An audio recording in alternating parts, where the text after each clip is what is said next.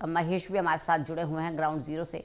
महेश, क्योंकि अलग अलग मुद्दों की हम बात कर रहे हैं, अभी एक महिला वोटर जुड़ी हैं और उन्होंने पानी की समस्या को उठाया। देखिए, गर्मियां आ रही हैं, धीरे धीरे हम देखते हैं कि पानी को लेकर लोग कितनी परेशानी का सामना करते हैं, पीने का पानी नहीं मिलता और ये आलम हर सीजन में आता है। ऐसा नहीं है कि एक बार आया समस्या का समाधान हो गया और जनता की परेशानी खत्म।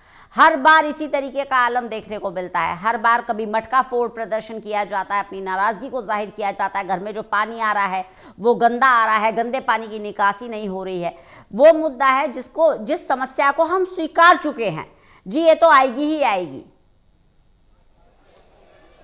देखिए रंजना, हरियाणा में बीते 9 दिनों से तो सफाई कर्मचारी 40,000 से ज्यादा सफाई कर्मचारी हड़ताल पर हैं और इसी वजह से लगभग सभी शहरों में, कस्बों ब्रिज के ऊपर, तमाम जो शहर की सड़कें हैं वहां पर कूड़े के बड़े बड़े पहाड़ नजर आ रहे हैं। हर तरफ कूड़े के ढेर हाईवेज पर देखने को मिल रहे हैं। कूड़े के अंबार से अटे पड़े हैं। तमाम जगहों पर इसी तरह की परिस्थितियां देखने को मिल रही हैं। लेकिन फिलहाल आपका जो सवाल था पीने के पानी को लेकर, तो उसका जवाब यह है कि हरियाणा प्रदेश के काफी सारे इलाके ऐसे हैं, काफी सारे शहर ऐसे हैं जो कि पीने के पानी की जो सप्लाई है वो नहरों पर आधारित है। और गर्मियों में जब काफी ज्यादा गर्मी की बेतहाशा गर्मी जिस वक्त पड़ती है, उसी वक्त नहरों में सफाई के लिए नहरों को बंद कर दिया जाता है। करीब करीब 1 से 1.5 महीने तक नहरों को सफाई के लिए बंद कर दिया जाता है, जिसकी वजह से जो वाटर सप्लाई चेन है वो खत्म हो जाती है और जो जलघर है वहां पर पानी की सप्लाई, राशनिंग उन्हें शुरू करनी पड़ती है। थोड़ा थोड़ा पानी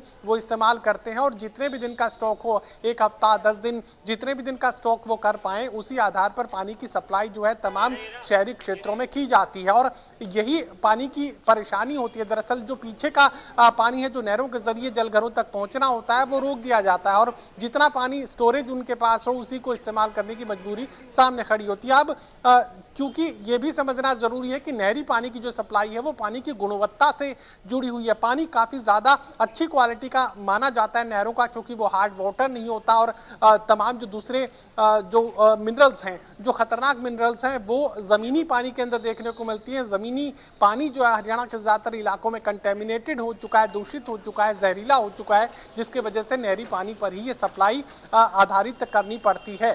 तो ऐसे में इस तरह की परेशानी ये सबसे बड़ी वजह है कि पानी की सप्लाई रोकनी पड़ती है, सप्लाई की राशनिंग करनी पड़ती है। लोगों को खासी परेशानी पानी की कमी को लेकर हरियाणा में झेलनी पड़ती है। फिलहाल चूंकि अब अलग अलग इलाकों में ये कोशिश की गई है कि स्टोरेज दरअसल बढ़ा ली जाए, नए जलघरों का निर्माण किया जाए, जिससे पानी की जो स्टोरेज है वो बढ़ाई जा सके। पानी की सप्लाई तो रुकेगी क्योंकि नहरों की सफाई को लेकर ये जो नहरों को बंद करने का काम है हर साल किया जाता है। तो ऐसे में अब एकमात्र विकल्प ये कि पानी की जो स्टोरेज है वो बढ़ा ली जाए, नए टैंक्स का निर्माण किया जाए। कुछ जगहों पर किया भी गया है, लेकिन चूंकि उतनी ही आबादी में इजाफा हो जाता है, तो ऐसे में पानी के इस्तेमाल में बढ़ोतरी की वजह से जो परेशानी हर साल देखने को मिलती थी, बढ़ोतरी के बाद भी, स्टोरेज बढ़ाए जाने के बाद भी वो परेशानी जस की तस बनी रहती है और इसी वजह से तमाम अलग अलग इलाकों में पानी के संकट का सामना हरियाणा प्रदेश में लोगों को करना पड़ता है।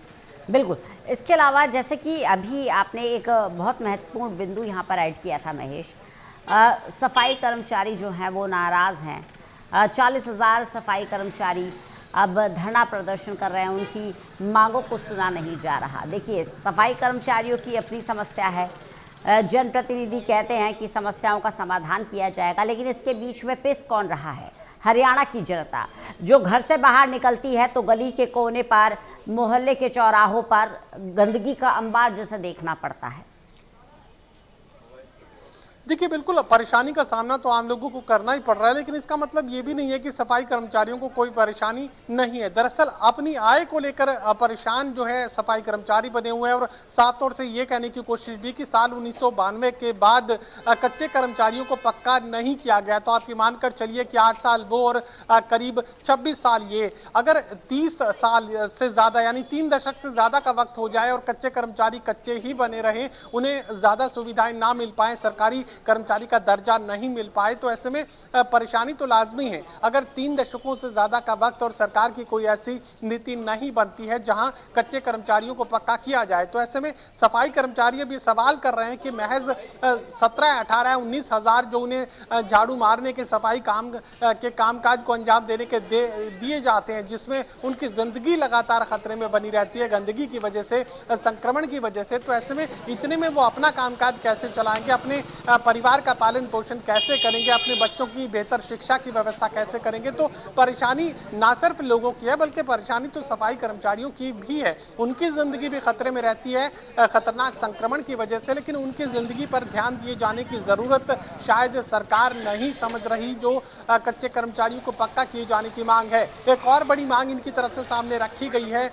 एक आगजनी की घटना में पुलिस कर्मचारी और फायर ब्रिगेड के कर्मचारी दोनों शहीद हो जाते हैं, लेकिन जो फायर ब्रिगेड के कर्मचारी उन्हें किसी भी तरह का कोई मुआवजा सरकार देने के लिए तैयार नहीं होती, जबकि उसी आगजनी की घटना में जिस पुलिसकर्मी की मौत होती है उसे 1 करोड़ का मुआवजा दिया जाता है। अब ये सवाल फायर ब्रिगेड के लोग कर रहे हैं, उन्हें तो करीब करीब महीना हो चुका है हड़ताल को लेकर। फायर ब्रिगेड हरियाणा के कर्मचारी ये सवाल कर रहे हैं कि अगर किसी आग की घटना में अगर उनके किसी कर्मचारी की मौत हो जाए तो फिर उसका क्या कोई मतलब नहीं है, क्या कोई उसके कोई मायने नहीं। अगर पुलिस कर्मचारी को 1 करोड़ उसी घटना का दिया जाए और उन्हें कह दिया जाए कि आपको नहीं मिलेगा, तो ये कहाँ तक जायज़ है, ये सवाल भी फायर ब्रिगेड के लोग सामने रख रहे हैं। और बीते करीब 1 महीने से हरियाणा प्रदेश में फायर ब्रिगेड के कर्मचारी भी लगातार हड़ताल पर बने हुए हैं। वैकल्पिक व्यवस्थाएं की गई हैं, वॉलंटियर्स फायर ब्रिगेड के साथ जोड़े गए हैं। इसके अलावा हरियाणा रोडवेज के ड्राइवर्स को यहाँ जो फायर ब्रिगेड की गाड़ियां हैं वो ड्राइव करने की जिम्मेदारी दी गई। लेकिन अंदर का मैकेनिज्म क्या है, किस तरह की व्यवस्था है,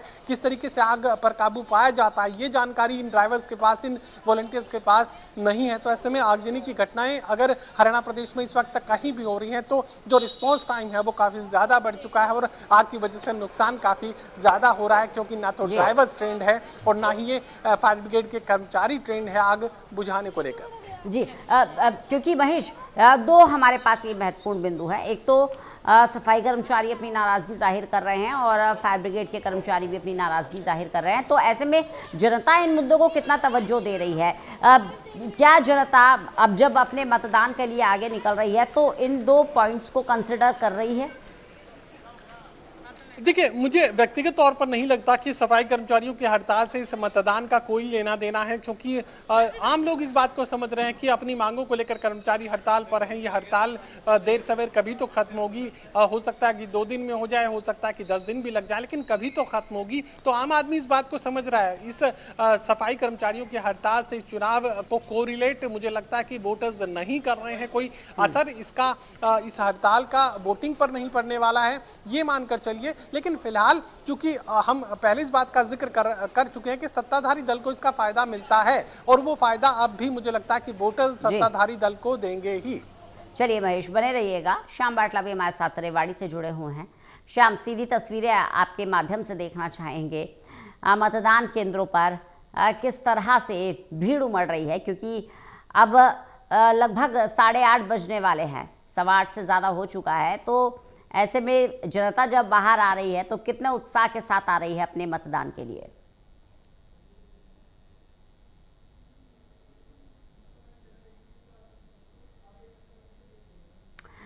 चलिए, लगता है संपर्क हमारा टूट गया है। एक बार फिर से संपर्क साधने की कोशिश करेंगे। तो जनता मतदान के लिए बाहर निकल रही है, हरियाणा निकाय चुनाव के लिए अपने मताधिकार का इस्तेमाल कर रही है और मतदान शुरू हो चुका है। लगातार टोटल न्यूज़ आपसे अपील कर रहा है कि अपनी सरकार बनाइए, अपनी छोटी सरकार बनाइए और उस जनप्रतिनिधि का चुनाव करिए जो आपके संपर्क में है, जो आपकी पहुंच में है, जो आपके बीच में है। देखिए, ऐसे बहुत सारी समस्याएं होती हैं जो लगता है जनता को कि चुनाव के बाद सुलझ जाएगी या समाधान हो जाएगा, लेकिन समाधान हो नहीं पाता। चाहे आप पानी की समस्या की बात कर लीजिए, सफाई की बात कर लीजिए या फिर आवारा पशुओं की बात कर लीजिए, वो मुद्दे जो ज़मीनी स्तर पर जिनसे आप और हम रोज़ाना 2-4 हो रहे हैं, ऐसे में इन समस्याओं का समाधान इन्हीं चुनावों में होगा और सही जनप्रतिनिधि के माध्यम से होगा। एक छोटा सा ब्रेक ले रुक रहे हैं, कहीं मत जाइएगा। सबसे बड़ी कवरेज टोटल न्यूज़ पर लगातार जारी और बार बार टोटल न्यूज़ आपसे अपील कर रहा है कि अपने मताधिकार का इस्तेमाल ज़रूर करें, बढ़ चढ़ कर मतदान प्रक्रिया में अपनी भागीदारी को निभाएं।